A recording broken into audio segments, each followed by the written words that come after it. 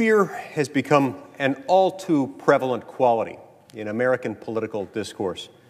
And unfortunately, fear is unavoidable when debating the substance of the resolution before this body today.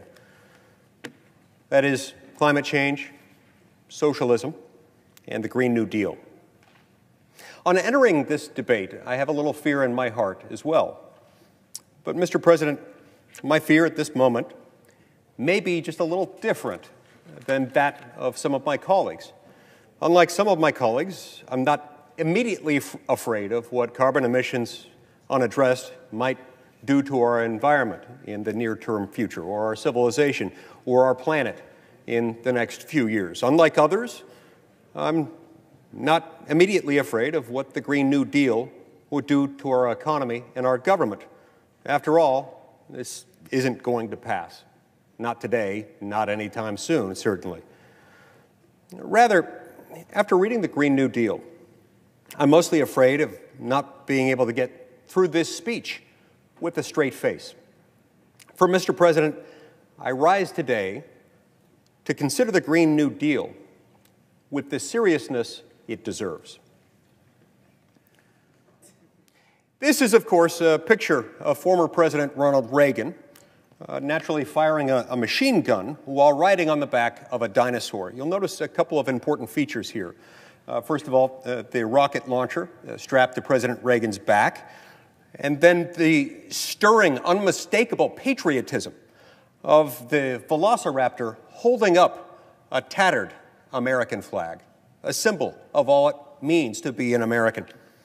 Now, critics might quibble with this depiction of the climactic battle of the Cold War, because while awesome, in real life there was no climactic battle. There was no battle with or without velociraptors. The Cold War, as we all know, was won without firing a shot. But that quibble actually serves our purposes here today, Mr. President, because this image has as much to do with overcoming communism in the 20th century as the Green New Deal has to do with overcoming climate change in the 21st. The aspirations of the proposal have been called radical. They've been called extreme. But mostly, they're ridiculous. There isn't a single serious idea here, not one. To illustrate, let me highlight two of the most prominent goals produced by the plan's authors.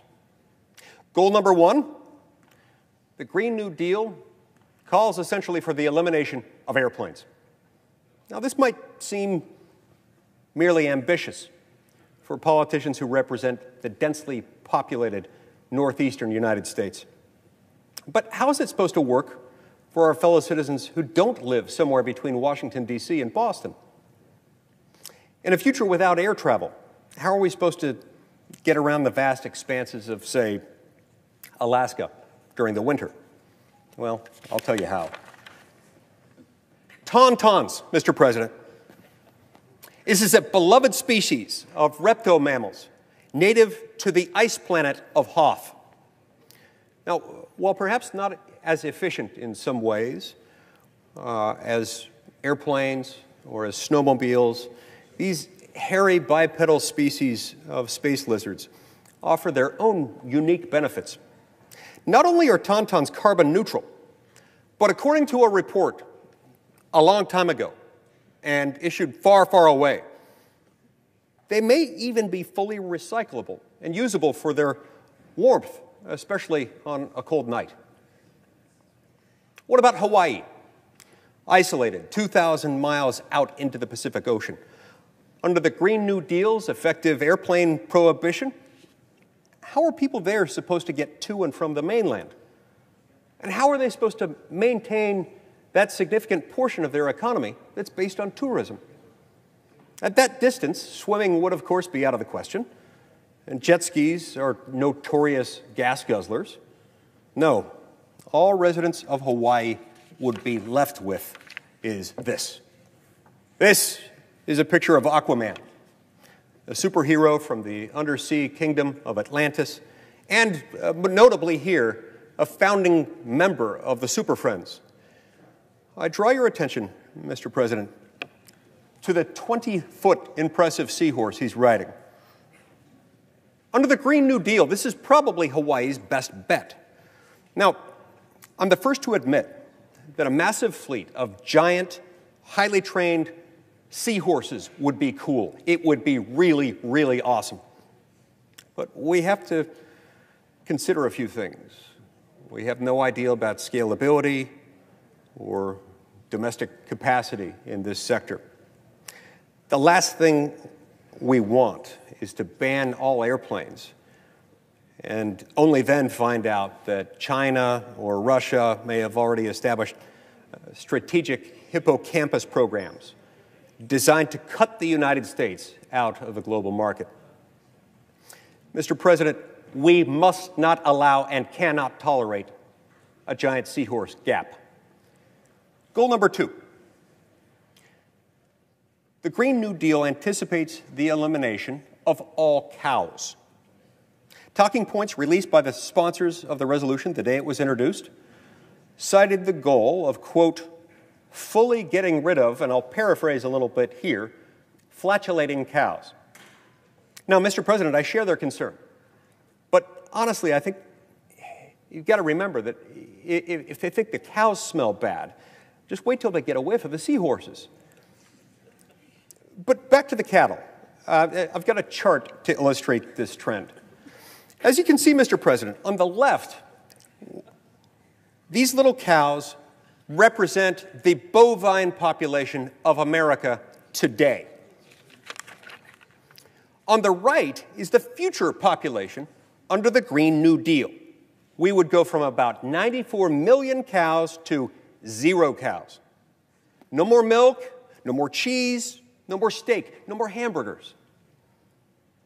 Over the state work period last week, I visited some farms to find out for myself what Utah's own bovine community might think of the Green New Deal. Every cow I spoke to said the same thing. Boo. The authors of this proposal will protest that these goals are not actually part of the Green New Deal, but were merely included in supporting documents, accidentally sent out by the office of the lead sponsor in the House of Representatives. But, Mr. President, this only makes my point. The supporters of the Green New Deal want Americans to trust them to reorganize our entire society, our entire economy, to restructure our very way of life, when they couldn't even figure out how to send out the right press release. The Green New Deal is not a serious policy document because it's not a policy document at all. It is, in fact, an aesthetic one. The resolution is not an agenda of solutions. It's a token of elite tribal identity, and endorsing it a public act of piety for the chic and woke. And on those embarrassing terms, it is already a resounding success. As Speaker Pelosi herself put it, quote, the green dream, or whatever they call it, nobody knows what it is, but they're for it, right? Right. Critics will no doubt chastise me for not taking climate change seriously. But please, Mr. President, nothing could be further from the truth. No Utahn needs to hear pious lectures about the gravity of climate change from politicians from other states. For it was only in 2016, as viewers of the Sci-Fi Network will well remember, when climate change hit home in Utah, when our own state was struck not simply by a tornado, Mr. President, but by a tornado with sharks in it. These images are from the indispensable documentary film, Sharknado 4. They captured the precise moment when one of the tornado sharks crashed through the window of Utah's Governor Gary Herbert. A true Utah hero and a fine American, Governor Herbert, who, by the way, is an incredible athlete and an expert tennis player, Governor Herbert bravely fought the animal off with the tennis racket that he keeps by his desk, precisely for occasions such as this. So let's be really clear, Mr. President. Climate change is no joke, but the Green New Deal is a joke. It is the legislative equivalent of Austin Powers' Dr. Evil, demanding sharks with frickin' lasers on their heads. The Green New Deal is not the solution to climate change. It's not even part of the solution. In fact, it's part of the problem. The solution to climate change won't be found in political posturing or virtue signaling like this. It won't be found in the federal government at all. You know where the solution can be found, Mr. President? In churches, in wedding chapels, in maternity wards across the country and around the world. Mr. President, this is the real solution to climate change: babies. Climate change is an engineering problem, not social engineering, but the real kind.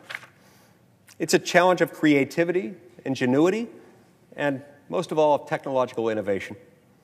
And problems of human imagination are not solved by more laws. They're solved by more humans. More people mean bigger markets for more innovation. More babies will mean forward-looking adults, the sort we need to tackle long-term, large-scale problems. American babies in particular are likely going to be wealthier, better educated, and more conservation-minded than children raised in still industrializing countries. As economist Tyler Cowen recently wrote on this very point, addressing this very topic, quote, "By having more children, you're making your nation more populous, thus boosting its capacity to solve climate change," close quote. Finally, Mr. President, children are a mark of the kind of personal, communal, and societal optimism that is the true prerequisite for meeting national and global challenges together. The courage needed to solve climate change is nothing compared with the courage needed to start a family. The true heroes of this story aren't politicians, and they aren't social media activists. They are moms and dads, and the little boys and girls that they are at this very moment putting down for naps or helping with their homework, building tree houses and teaching them how to tie their shoes. The planet does not need for us to think globally and act locally so much as it needs us to think family and act personally. The solution to climate change is not this unserious resolution that we're considering this week in the Senate, but rather the serious business of human flourishing. The solution to so many of our problems, at all times and in all places, is to fall in love, get married, and have some kids. Thank you, Mr. President. I yield the floor.